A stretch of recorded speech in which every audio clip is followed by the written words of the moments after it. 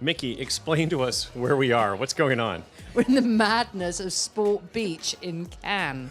Complete chaos. Oh, unbelievable. I'm with Micky, the CMO of TIAA. It's so great to see you. Good to see you. I'm so excited. I hope you're enjoying the week. I am, if it wasn't quite so blimmin' hot. There's just a little bit of that. You can see the beads of my sweat on my forehead. I apologize. Gosh. No, absolutely. Can I kick it off and ask you a couple questions? So I didn't know about TIAA that it started as a firm that was basically taking care of teachers. That is right. 105 years ago now, Andrew Carnegie founded it because he saw all these people who were pouring into their communities from an education perspective. And then when they came to retire, they couldn't afford to retire. So he felt that that was a great inequity, and he really wanted to solve that problem of letting people who were pouring into their communities through education be able to retire with dignity.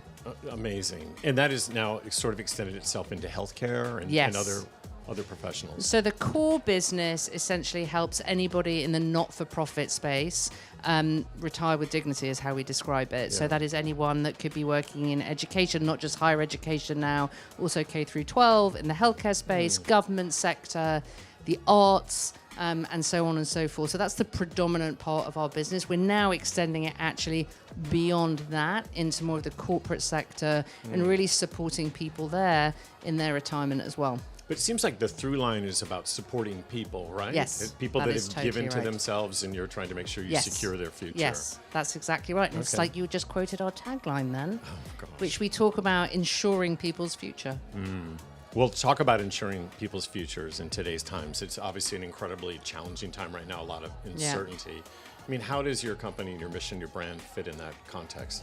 So actually in the US, we're a US predominantly business in our core retirement business. 40% of people will not have enough money to retire or to last through their retirement. So we think that is a crisis. And actually it's worse when you look at certain populations. Women retire with 30% less than men. Black Americans retire with about 80 cents on the dollar of an American who can afford to retire, and so on and so forth. So we see great inequities actually in retirement across the country, and that is, what we are here to try and resolve or find solutions for.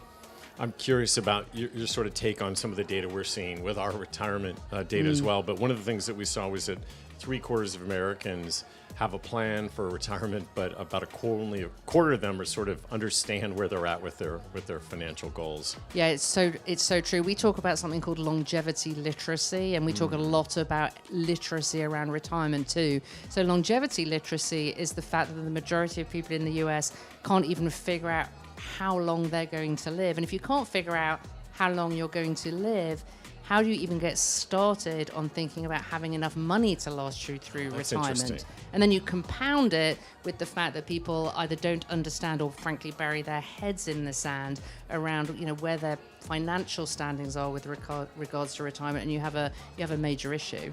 So how do you as a marketer, because you've been both a CEO and a CMO, and I've got a question on that a little bit later, but talk to me about that in the context of how you take a brand positioning and align that with a mission, especially a mission of a company that has such legacy. I mean, when it comes to TIAA, it's somewhat of a gift, because when I think about the TIAA brand and the fact that it has this very purpose-driven mission in its sort of very bones, and you couple that with actually the business model and the charter we have at our business, which is the fact that we return profits back to our participants, you have somewhat of a gift as a marketer, because you have this rich DNA and rich heritage and purpose that is still true today. Combine that with the way we actually act in turning our profits back to participants, and it becomes a really compelling story for all of the audiences we serve, whether that is the CHROs of organizations, who are the people making decisions about a retirement plan for their organization, or a decision for an individual in terms of what they should do with their retirement and why they should choose TIAA. And you have a really fairly straightforward story in a very complicated market. That's really interesting. And then I would assume that the focus on culture, which I know you as a leader, I followed your career, you've always gone into opportunities focusing on the culture. So how does that play itself out with that sort of flywheel you just described? Yeah, totally. So what's interesting is when you talk to people about why they joined TIAA, most of them talk about the purpose, that they're really inspired to work for a financial organization that is doing good, which is not necessarily that easy to find, particularly in the financial services space. So I'd say it's a reason that people are attracted to the organization. And then I think it's actually also part of what makes our employees such great brand ambassadors for our organization, whether they're on the front lines with clients or whether they're working in our, marketing and communications organization. People are very committed to that purpose and telling that story and to living that purpose on the inside. And you've probably heard me say before, I believe that live it on the inside, it shows on the outside. And I think that is very, very true of our organization because of people's passion and commitment to the purpose.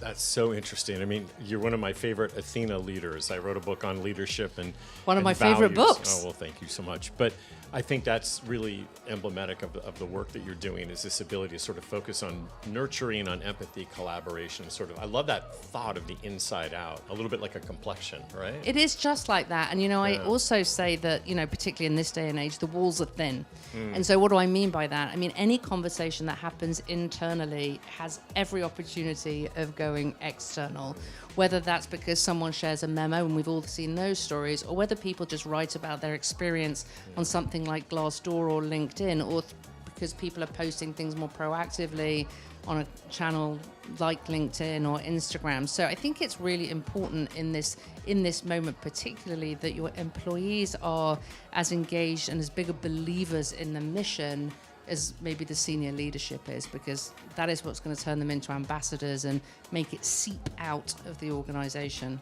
Amazing. So last of two questions. One is on marketers. So we're here obviously in this sweltering heat of Cannes having with 7 million marketers.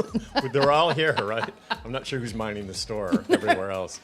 But as a CEO, yes, having a different role than the role you have now, give advice to CMOs and to marketers. Like how do you work with your CEO? How do you think about a business and in the brand in the context of it? So I've always said that brand is business and business is brand. And so what do I mean by that? When you think about driving a brand, you've really got to do it through the lens of what is the business growth that you are looking for? Who is the audience you're looking to seek?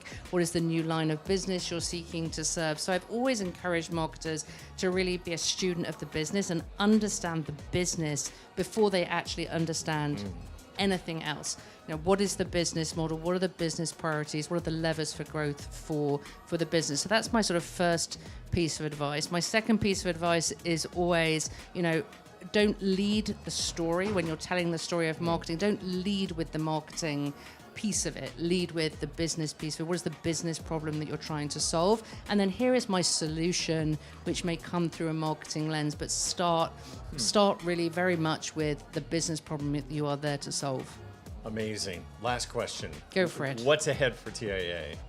Where are you going next? That's a big question for a last question, isn't it? Right. I mean, I alluded to this right at the beginning. We are starting to push into the corporate 401k space with our core product. We have a really differentiated core product that I mentioned earlier that returns its values back to its participants, and it has this cool feature called loyalty bonus, which means the longer that you're in it, the more you will get at retirement when you choose to annuitize it. So we're really taking that product and starting to offer it to people outside of the not-for-profit space. And why? Because we think it's a great product, but we also know that crisis that I talked about doesn't exist just within the not-for-profit sector.